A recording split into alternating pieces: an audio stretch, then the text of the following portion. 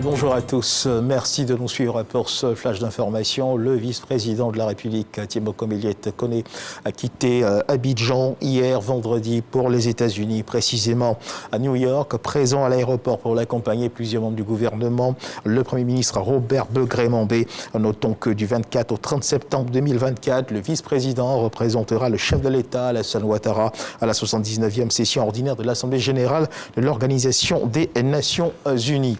Ici en Côte d'Ivoire, sachez qu'à Grand-Bassam, il se tient depuis mardi un atelier de définition et de validation des modalités de suivi de la performance des projets financés par la Banque mondiale en Côte d'Ivoire. La rencontre qui s'achève donc ce samedi permettra aux parties prenantes d'accélérer les programmes de développement financés dans notre pays. Le Premier ministre Robert Begré-Mambé a assisté hier vendredi à la cérémonie officielle de la session de travail.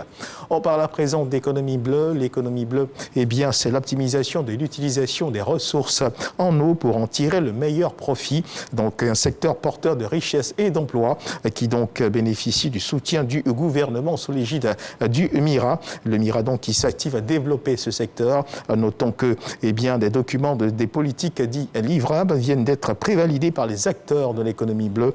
Ils dégagent un programme de plus de 800 milliards d'investissements. C'est ce que nous rapporte Léon Brault. La Côte d'Ivoire, c'est l'océan Atlantique, d'importants fleuves et lacs et surtout un littoral qui s'étend sur plusieurs centaines de kilomètres depuis Frambo dans le sud de Komoué à Fresco dans la région de Gbokle. Un potentiel de richesse dont il convient de tirer le maximum de profit. C'est l'économie bleue. Si vous prenez la mer, tout le transport maritime, la pêche, l'aquaculture, on peut utiliser la lagune depuis Frambo jusqu'à Fresco. C'est un potentiel de transport quand on le compare à la route.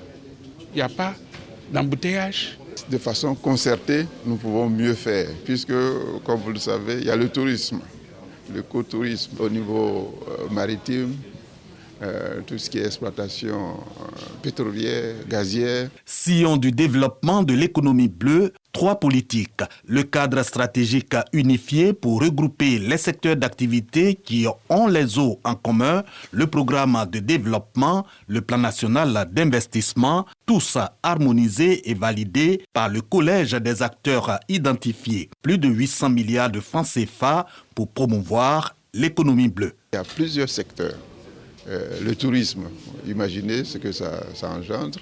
Nous-mêmes, les ressources halieutiques, la pêche et l'aquaculture. Et comme m'a dit M. le ministre, c'est le prochain café cacao. C'est porteur de beaucoup d'emplois. Donc c'est des dizaines de milliers d'emplois, nous pensons, à l'horizon 2030 et au-delà. Ainsi s'achève la mise en place du cadre de promotion de ce potentiel de richesse et d'emploi avec la FAO et la BAD comme appui technique et financier du gouvernement. Prochaine étape, mobilisation des fonds pour la mise en œuvre du programme de développement de l'économie bleue, un symposium donc à Abidjan. Et dans l'actualité internationale du côté du Nigeria, des inondations causent d'importants dégâts, surtout du côté de la ville de Maiduguri. 10 jours après les fortes pluies qui ont causé donc d'importants dégâts dans la ville, les habitants sont désemparés. L'inondation a détruit des infrastructures essentielles, notamment 2 grandes digues du barrage d'Alao. Les principaux ponts reliant Maiduguri se sont aussi effondrés.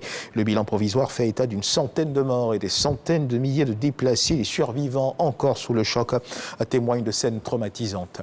Et toujours dans l'actualité internationale, cette fois du côté de la Somalie. L'armée nationale et les services d'action contre les mines des Nations Unies mènent une lutte contre la menace persistante que représentent les engins explosifs improvisés. À quelques 600 de ces engins ont fait environ 1500 victimes en un an dans ce pays qui tend vers l'autosuffisance et la durabilité sécuritaire depuis 2020. Notons que l'Alliance nationale somalienne a démontré une capacité croissante à contrer la menace posée par les engins explosifs improvisés. Et on termine ce tour de l'actualité internationale avec l'ONU qui appelle à la retenue après les frappes d'Israël au Liban. Les Nations Unies qui mettent en garde contre de nouvelles violences entre Israël et les alliés iraniens du Hezbollah et du Hamas. Autant que de nouvelles violences, ces nouvelles violences pourraient déclencher un conflit régional dévastateur après qu'une frappe aérienne israélienne à Beyrouth a tué au moins 14 personnes, dont un haut dirigeant du Hezbollah et en a blessé 66. Voilà qui marque la fin de ce flash d'information. Merci de nous avoir suivis. Je vous retrouve à 13h pour le journal.